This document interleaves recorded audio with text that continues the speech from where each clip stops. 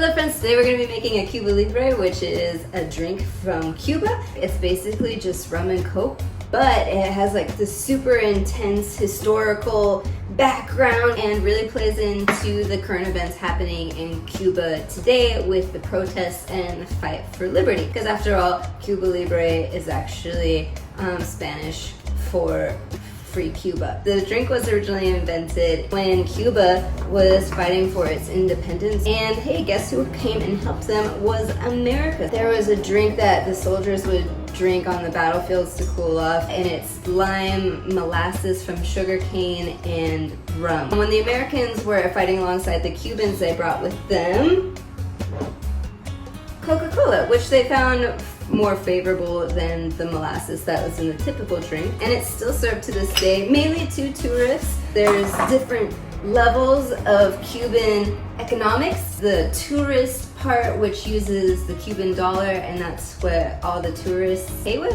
And then there's another form of money that actual Cuban citizens use, which is worth significantly less than the tourist dollar. A lot of actual Cubans can't really afford to buy these drinks or really any food in Cuba at all, which is why they're protesting. They also can't get, like basic medical care, and the government's seizing their assets. Speaking of seizing assets, the original rum used in a Cuba Libre is Bacardi. Bacardi actually hasn't been a true Cuban rum since Fidel took over, because Fidel, flexing his dictatorship powers, decided to seize all of Bacardi's assets. However, Bacardi kind of saw it all coming and decided to ship their assets to Bermuda, which is where they are currently located. So you can use whatever clear rum that you want. It just needs to be a white rum. It's a really simple, easy, straightforward drink to make, and it's chock full of